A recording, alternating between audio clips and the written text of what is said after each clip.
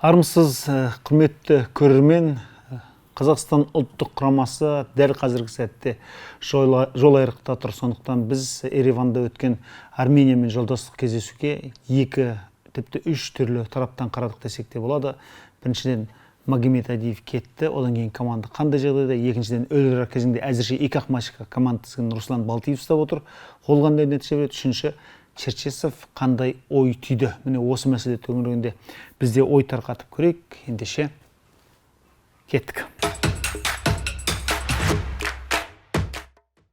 Видео біздің фондағы достарымыздың қолдауымен жарық көріп отыр.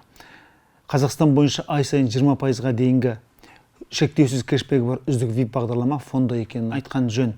Ал шотын алғаш толықтырылған барлық жаңа клиентті 200 мың теңгеге дейінгі бонус күтіп тұр. Ендеше төмендегі сілтемеге өтіңіз, тіркеліңіз және ойыннан рахат алыңыз. Бірақ есіңізде болсын, бұл табыс табу көзі емес, әншейін көңіл көтеру ғана. Иә, құрметті көрермен, күтпеген жерден Адиев кетсе де, біз құрама жайлы жақсы ойлардан танбақ емеспіз. Әрине Адиевтің кеткен кенеттен деуде асылық болар, өйткені оның ақырындап Ахматқа мойын бұратына, толықтай мойын бұратына, онысына РПЛ-ды өзі сағынып жүрген лига ғой. Сондықтан сол жерде жаттықтыруды арман еткенін ескерсек, жалпы Адиевтің таңдауында сыйлауымызға тура келеді. Ал одан кейін Станислав Черчесов келді. Черчесов келгеннен кейін негатив төгіліп жатыр, бірақ бәрін уақыт көрсетеді. Бәлен деп айту қазіргі заманда қиын. Қанша білгір, қанша көріпкел болсаң да, қанша жұлдызға қарап балашатын адам болсаң да, жалпы қазіргі жағдайда ақпарат тез алмасатын, ақпарат тасқындаған, бір пікірді екінші жоққа шығарып жатқан заманда әзірше бірдеңе деу қиын. Сондықтан ақырын күтеміз. Ал Руслан Балтиев, өздеріңіз білесіздер, қазір тек қана Қазақстан құрамасының емес, Ахмат командасында бапкерлер құрамында бар. Руслан ғана емес, ол жерде Евгений Коструп бар, Ерлан Ыбырайым бар. Міне осы жігіттердің барлығы алдағы уақытта Станислав Черчесовтың бапкерлер құрамына кіруі мүмкін. Кіреді деп нақты айта алмаймыз, бірақ Черчесов олардан бас тартпайтынын айтып қалды. Демек, олар да таңдау жасауға тура келетін шығар. Алдағы уақытта не Ахматта Адиевпен бірге жұмыс істейді, не ұлттық құрамада жұмыс істейді, не осындай таңдау тұруы мүмкін. Әзірше бұл туралы да бірдеңе деп айту қиындау. Бірақ Руслан Балтиевтің осы екі матчқа Қазақстан құрамасының уақытша бас бапкер міндетін атқарушы болғанын көріп отырмыз. Және матчтың алдында біраз өзгерістер болды. Біздің біраз ойыншы жарақатына байланысты осы негізгі тізімге еніп тұрып шығып қалуға мәжбүр болды. Әділхан Добай Жетісу командасының оң қапталдағы жартылай қорғаушы, шабуылдаушы вингері жоқ жерден Ордабасымен ойында ауыр жарақат алды. Оның жарақатының әзірше ауыр жеңілдігі толықтай анықталған жоқ. Германияға және басқа да елдерге оның тізесінің суреті жіберілді делінді. Әттең-ай, осы бір ойыншы жарақат келе жатқанда жарақаты ауыр болмаса екен дейміз. Ислам Чесноков жарақаты бары белгілі болды. Сондай-ақ тағы да бірді-екілі ойыншылар осы ойынға қатыса алмайтыны белгілі болды. Сондықтан Михаил Габышевті қайта шақырды. Бапкерлер құрамы Данил Устименконы қайтадан шақырды. Осы Бекхан Шайзаданың аздаған жарақаты болуына байланысты. Сондықтан бүгінгі матчқа Руслан Балтиев дәстүрлі құрам таңдады десек болады. Дәстүрлі дегенде біз қақпашы, одан кейін 3+2 5 қорғаушы, 2 артқы жартылай қорғаушы, ортадағы бір ойыншы және қапталдағы 2 вингерді айтып отырмыз. Мұндай жағдайда таңдаудың әрине Шаски сияқты, Маричкин сияқты, Нұралы Әліп сияқты таңдаулы ойыншыларға түсетіні, Самародовтарға түсетіні еш күмән тудырған жоқ. Ал белгілі бір дәрежеде Әлібек Қасымның Марат Быстыровтың позициясына орналасуы бір кішкене тосын болған сияқты. Бірақ соңғы матчтарда Ақтөбе сапында Әлібек Қасым өте жақсы ойнап жүр. Құрамаға да оның нағыз орнығатын шағы келіп жетті. Сондықтан бұған да аса таңдана қоюдың қажеті жоқ шығар. Неге бұл позицияға Малы шықпады, неге Быстыров шықпады деп балашудың тағы қажеті жоқ. Темірлан Ерланов болса, осы матчта қосылып қалымда отырғанына қарамастан жарақатынан әлі толық айықпады. Ендеше белгілі бір дәрежеде Әлібектің шығуын күттік десек те болады. Оң қапталда Еркін Тапалов ойнады. Енді кейбір тұстарда өзінің позициясына шебіне мүлде ие бола алмай қалғанын ескермесек, жалпы Тапалов шабуылды ширатуға бір жақсы үлес қосты деуімізге болады. Сол қапталда Ян Враговский, орталық артқы жартылай қорғаушылар позициясында сол Асқат Тағыберген мен Әділет Садбеков. Бұл жерде Әділет Сәдібековке сенім мәселесі нығайып келе жатқан сияқты. Енді алдағы уақытта Черчесов оған қаншалықты сенім артады, бұны тағы көреміз. Өйткені дәл осы матчта Әділет жаман өнер көрсеткен жоқ. Естеріңізде болса, біздің қақпаға автогол соғылғаннан кейін тағы бір аса қауіпті сәтте дәл осы Әділет Сәдібеков сол қапталдан андыздаған армян ойыншысын добын қайтарып жібергенін де білесіздер. Яғни орталық позицияда, орталық қорғаушы шебінде шабуыл үлгерген. Жалпы матчты жаман өткізген жоқ. Ал енді шабуыл шебінде Оразов, Астанов, Самородов, бұл жерде Астана сапында аса нәтижелі ойын тоқтатып қалған, және негізгі құрамға да арасында ілініп жүргенін білеміз. Бірақ осы матчта Астанов бір жақсы мүмкіндіктерді пайдалана алмағаны үшін де ішіміз ашып отыр. Әрине матч бастала салып біздің қақпаға автогол кіріп кетті. Бұл жалпы Қазақстан құрамасының өз қақпасына соғып алған 11-ші голы. Құрметті көрермен, бұған дейін Грекия Қазақстан матчында дәл сол допқа Топалов пен Марышкин қатар секіргенде Топаловтың басына тиіп 5-ші доп енгенін білесіздер. Демек, осы жылдың өзінде біздің қақпаға 2 автогол еніп үлгерді.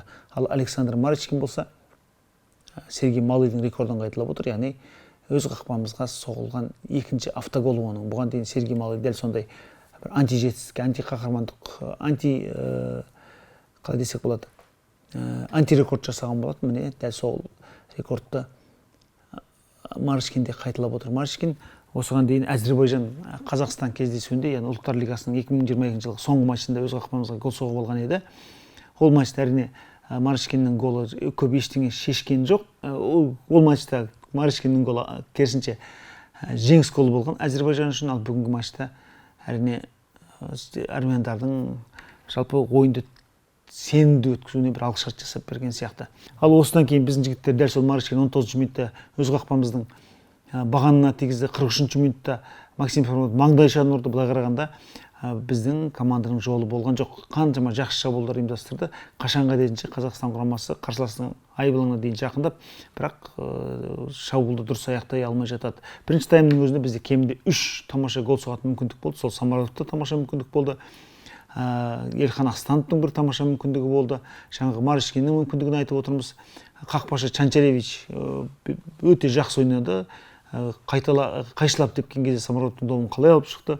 Одан кейін екінші таймда дәл сол Ян Вороговскийдің сол қапталдан қарсыластың алдынан допты іліп әкетіп бағыттаған сәтінде қақпаны қалай құтқарды. Міне осының барлығы жалпы Қазақстан құрамасының бұл матчта аса жолы бола қоймағанын аңғартады. Бірақ бір есептен айтайық, Армения құрамасы сондай 9 ойыннан бері нәтижеге, яғни жеңіске жетпеген. Сол үшін де бұл команда жақсы ойнауға тырысты, және ең бастысы Қазақстанға доп беріп қойып, қарымта шабуылдарды өте сәтті ұйымдастырып отырды. Тіпті екінші гол соғылған сәтте біздің қорғаныс түгелдей әрекетсіз қалғанын байқауға болады. Астанада ойнаған Фараздат Ароян оң қапталға пас береді, одан кейін ортаға пас кетеді. Бұл жерде дәл сол оң қапталды жабуға Ян Вороговский қыдырып жүр демесек те тіпті үлгерген жоқ өзінің оппонентін жабуға. Сондықтан 7-ші нөмірлі ойыншы Бичахжанға оңай пас берді. Осы 7-ші Севикан шыққаннан кейін екінші таймда Армения құрамасы Қазақстанға бас көзсіз доп беруді қойды. Жалпы матчтың тағдырын осы екінші гол толықтай шешіп кетті. Әрине 90+6 минутта Бауыржан Исламханның соққан голына көңіліміз тойды, бірақ жалпы матчқа бұл гол ешқандай әсер ете алған жоқ. Әрине құрғақ есеппен ұтылып қалмады деп көңілденуімізге болатын шығар. Бірақ 2-1 бәрібір Арменияның жеңісі. Тағы не айтуға болады? Әрине біздің команданың кәдімгідей мінезді команда екенін тағы көріп отырмыз. Магомед Әдиев қалыптастырған мінез біздің жігіттерге әлі де көмектесетін сияқты. Өз қақпасына гол соғып алғаннан кейін де салы суға кетпей өте жақсы шабуылдар ұйымдастыруға кірісті. Қарсыластың айып алаңында тіпті ойнақ салған сәттер де болды.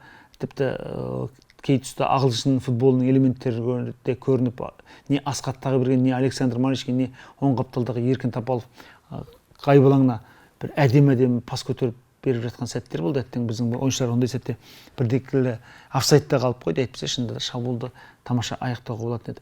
Максим Самородов өте жақсы өткізді ойынды, бірақ жалпы оның жеке шабатын дағдысы жалпы жанкүйерлерді әрсәрі күйге қалды. Бір пас беретін жерлерде не соққы жасап, немесе тағы да алдауға тырысып, біраз әдемі мүмкіндіктерді пайдалана алмай жатыр осы Максим Самородов. Әйтпесе таблода 2-1 ғана емес 2-3 деген есеппен де жарқырап шығуы мүмкін еді. Ал Бауыржан Исламхан болса 78-ші минутта алаңға шығып есеп айырмасын қысқартты. Пенальтиді өзі сұрап алды ма білмедік, әйтеуір өте сенімді тепті. Бұл Исламханның ұлттық құрама сапындағы 4-ші голы. Соңғы рет Сан-Марино қақпасына 2019 жылы соққан болатын.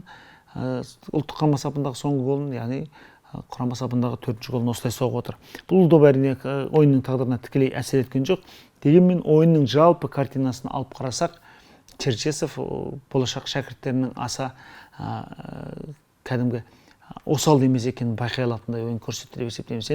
Бір есептен біздің жігіттер жаңа бас бапкердің көз қиығымен осы матчқа қарап отырғанында жадында ұстады. Қалай дегенде де Әділет Садыбековтың, Әлібек Қасымның, сондай-ақ басқа да құрамада бұрыннан ойнап жүрген жігіттердің жанын салғанын көрдік. Бірінші таймның ортасында Игорь Шацкийдің керемет сейв жасап оң қапталдан бағыттаған соққыны алып шыққанын да көрдіңіздер. Демек, біздің әрбір футболшы өзін жаңа бапкерге көрсетуге мүмкіндік болды дей аламыз. Әттең осы ұлттық құраманың қазіргі 2 негізгі ойыншысы Әлібек Максим Самородовты және Әділет Сәдібековті айтпасақ, басқасының да көбінің жасы 30-тан асып кетті. Сондықтан Черчесов тағы бергеннің айналасындағы жігіттердің алдағы 1-2 жылда футболға барын беріп бітетін сезіну керек. Сондықтан командаға шынында да жаңа тыныс керек. Екінші таймда алаңға шыққан жігіттердің барлығы да дәстүрлі болды. Абат Айымбетов, Марат Быстров, Исламбек Қуат, Михаил Габышев, Бауыржан Исламхан, жаңа біз айтып отырған жасы 30-ға жеткен немесе 30-ға таяған жігіттердің барлығы да осылар міне. Сондықтан алдағы уақытта ойынды кіммен күшейтеміз дегенде әрине көп ойлануға тура келеді. Шабуылда әлде ойыншы жетіспейді бізде. Ерхан Астановтың жайын айттық, Максим Самородовтың жайын айттық. Абат Айымбетов екінші таймда алаңға шығып ойынды тәп-тәуір ширатуға тырысты. Бірақ оның да биылғы маусымда әркелкі өткізгенін ескерсек, жалпы құрамада шабуылшы мәселесі көп кешеуілдей беретінін аңғарған сияқтымыз. Черчесов қолдан материал барын түсінген шығар. Қалай дегенде де, өйткені 2 циклды өте жақсы өткізген ұлттық құрама енді осы 3-ші циклға да, яғни ұлттар лигасына да толықтай дайын болуға мүмкіндік бар. Михаил Габышев ұлттық құрамаға оралып отыр. Бүгін Айбол Әбікен шығама деп күткен едік, ол шықпай қалды. Ал Бауыржан Исламхан болса, өзі ұлттық құрама сапындағы 4-ші голын енгізіп отыр. Бұл ойыншының былтыр үлкен футболға оралғаннан кейін Ордабасы сапында 2-ақ гол соққанын білесіздер. Ал биыл маусымда әлде бірде-бір рет мергендік танытпаған еді. Сондықтан пенальтиді өте сенімді соғу арқылы Бауыржан Исламхан жалпы өзінің сенімді ойынын қайта табады деп ойлаймыз. Осы Исламхан шыққан соңда біздің жалпы орталық алаңда тәп-тәуір бір жүйе пайда болған сияқты. Әрине жігіттердің бір кішкене қатесі бар. Кішкене деуге келмейді. Жеке ойнағысы келеді. Сол қапталдан андыздаған Вараговский болсын, онымен қанаттас ойнаған Самородов болсын, көп жағдайда жеке барамыз деп қорғаныстың кәдімгі Варазды Ароян бастаған өте тәжірибелі қорғанысқа тісі батпады. Сондықтан алдағы уақытта мұны бапкер жақсы ескеретін шығар деген ойдамыз. Ал Армения құрамасы Қазақстанды ең көп жеңген құрамалардың қатарына қатысты, қосылды. Бізді ресми матчтарда Түркияның 6 рет жеңгенін білесіздер, Германияның 4 рет жеңгенін білесіздер. Енді міне Армения 5-ші рет жеңген команда болып отыр. Екі команда 8 кездесу өткізді. Соның 4-еуі ресми кездесу, 4-еуі жолдастық кездесу. Әрине, осы жеңілістердің көпшілігі жолдастық кездесулерге сәйкес келгеніне қарамастан, жалпы бұл команданың, яғни Армения құрамасының бір үшін тым ыңғайсыз команда болып отырғанын ескереміз. Соңғы рет екі құрама 2018 жылғы әлем чемпионатының іріктеу кезеңінде кездесті. Ол кезде армяндар бізді Ереванда 2-0 есебімен сенімді ұтып кетті. Ал Астана аренадағы матч 1-1 есебімен тең аяқталғанын білесіздер. Міне содан бергі 7 жылдан кейін екі команда қайта тоқайласып отыр. Жалпы енді 11-ші маусымда Сомбатхай қаласында, Венгрияның Сомбатхай қаласында өтетін Әзербайжан-Қазақстан кездесуін құраманың жаңа бас бапкері Станислав Черчесов сырттан барып тамашалайды. Әрине бұл жолы бүкіл билік Руслан Балтиевте. Ал Балтиев өзінің қолдағы бар материалын, қолдағы бар ресурсын толықтай жақсы пайдаланды дей аламыз. Команда таблодағы есеп біздің қолайымызға жақпағанмен команданың ойыны аса бір жаман әсер қалдырған жоқ. Бірақ екі қапталдағы қорғаушы, латераль сипатындағы екі қорғаушы қорғанысқа орала алмай жатты. Кейін ойынға қосылған, Топаловтың орнына қосылған Михаил Габышевтің де сондай бір олқылық көрдік. Ал Ян Варговский болса, шабуылға бір-екі рет сәтті қосылған болмаса, жалпы қорғаныста сәтсіздеу ойнады, нашарлау ойнады. Сондықтан мұны алдағы уақытта ескеруге тиіспіз. Жалпы енді құраманың көшбасшы жігіттерінің барлығы күзге қарай бабына келетін шығар. Бірақ алдағы 11-ші маусымдағы матчта да біздің бас бапкер Черчесов мұқият тамашалайды. Тіпті өзі алаң жиегінде тұрып өзгерту жасауға тырыспаса да, жалпы көп былай жадына түйге болатын ойлар алады деген сенімдеміз. Ал Армения құрамасы бұл матчта жалпы Севикан шыққаннан кейін әжептәуір серпілгенін айтып өттік. Бірақ жалпы өз алаңында ойнап жүрген командаға онша ұқсамады. Әрине ойыншылардың жеке шеберлігінің арқасында Шацкийде 2 голдан басқа мүмкіндіктерде мазалағанын жақсы білеміз. Бірақ негізінде жалпы қауіпті сәт тудыру жөнінен Қазақстан құрамасы жергілікті құрамадан айтарлықтай басымдық көрсетті деуге болады. Бұл матч әрине Қазақстан футбол федерациясының мамандарына да, Қазақстан ұлттық құрамасының бапкерлер құрамында үлкен ой берді. Кімді алып, кімді қаламыз дейтін емес. Осы екі матчта тіркелген барлық ойыншыларды алғаны, сынап көрген дұрыс па дейміз. Тіпті осы матчта басында екінші таймға таңып шыққан Нұралы Әліп, Ресей кубогынан таяқ жеген Нұралы Әліп екінші таймда алмастырылып тастады. Бұл әрине қажеттіліктен бе әлде шынында да толықтай Нұралы ойынға дайын емес пе, түсіну қиындау. Ал жалпы бір қарағанда команда дәл осы құраммен күздегі матчтарға шығып кетіп жатса да біз таңданбас едік. Рамазан Оразов пен Максим Самородовтың арасындағы өзара түсіністік өте тамаша. Екеуі бір-бірін қабақпен түсінетін жағдайға жеткенін көріп отырмыз. Тіпті айбаланың ішінде екеуінің бір-біріне өкшемен пас беріп жүргенді көрдік. Бірақ жалпы таблодағы есеп қолайымызға жақпағасын жалпы ешкімде де мақтаудың қажеті жоқ сияқты. Ал біздің құрамада жаңа біз айтып отырған ойыншылардан бөлек жарақаттанған ешкім жоқ. Енді абыройға деп айтайық. Бірақ Максим Самородовтың кәдімгідей шаршап қалғанын байқауға болады. Бірақ екінші матчта Руслан Балтиев дәл Черчесовтың көзінше эксперименттер жасауы мүмкін. Мұндай жағдайда Сергей Малыйдың алаңға оралуын күтеміз. Сондай-ақ Исламбек Қуаттың да негізгі құрамда шығу мүмкіндігі жоғары екенін айтып өтуіміз керек. Ал Бауыржан Исламхан ойынды ұйымдастыруға шығатын болса, Самородовқа орын табыла ма? Бұл мұндай жағдайда таза шабуылшы қандай болады деген де ой туындайды. Бірақ мұның бәрі әрине біз емес, бапкерлер құрамы бас ауыртатын мәселе болып тұр. Жалпы Армения құрамасы аса бір сиқырлы өнер көрсеткен жоқ. Бұл жерде Қазақстан лигасында өнер көрсеткен, Қазақстанның екі командасы өнер көрсеткен Аганесянның ойынның тәп-тәуір болғанын айтуымыз керек. Сондай-ақ жаңа екінші таймда шыққан Севиканның да ойыны өте ширақ болғанын айтуымыз керек. Дәл осы Севикан шыққаннан кейін Әзербайжан құрамасы бас сауғалап келген қонағының көзіне түспеуге тырысты демесек те, Севикан шыққанша кәдімгідей сансырап ойнағанын да мойындауымыз керек. Жалпы Қазақстан құрамасы екінші топты мүлде жібермей қойса да болатын еді. Қашанғы ойындағы өкінішіміз осы, біз болар болмас жерден қақпаға гол жіберіп аламыз да бармақ шайнап отырамыз. Алдағы уақытта ұлттар лигасында жинаған немесе Еуропа чемпионатының іріктеу кезеңінде жинаған тәжірибе біздің ұландарға бір жақсы серпіліс болады деп сенеміз. Жалпысында құраманың ойыны туралы айтарымыз осы. Екінші матчқа егер Руслан Балтиев Станислав Черчесовты араластырмай құрам таңдайтын болса, жалпы өз басым оң қапталдағы Еркін Топаловты екінші таймда шығарған дұрыс болар деп те ойлаймын. Сондай-ақ Максим Самородовқа да демалыс беріп, белгілі бір дәрежеде Абат Айымбетті сынап көрген дұрыс секілді көрінеді. Өйткені Абат былай айтқанда футболға шөлдеп жүрген шабуылшы.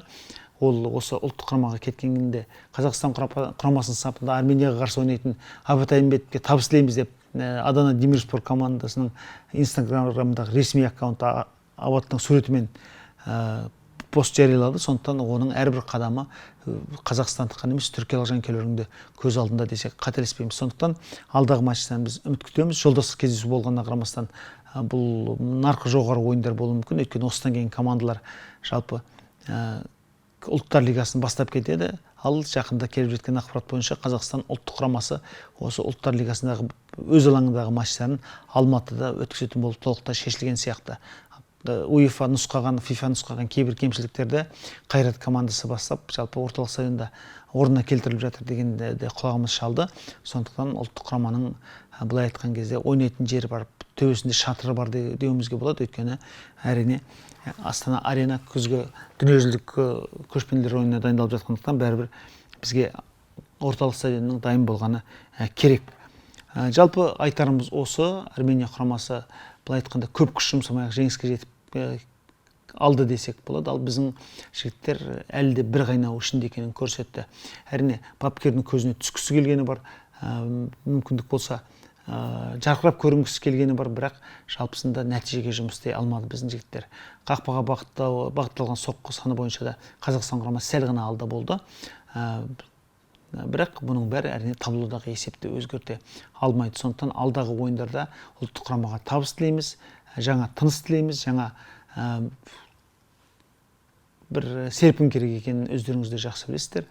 Ал Станислав Саламұлы жалпы тақыр жерге емес, бір өзінің отандасынан бір жап-жақсы команданы мұраға алды деп те айтуымызға болар. Ендеше құраманың алдағы ойындарына тағы да табыс тілейміз.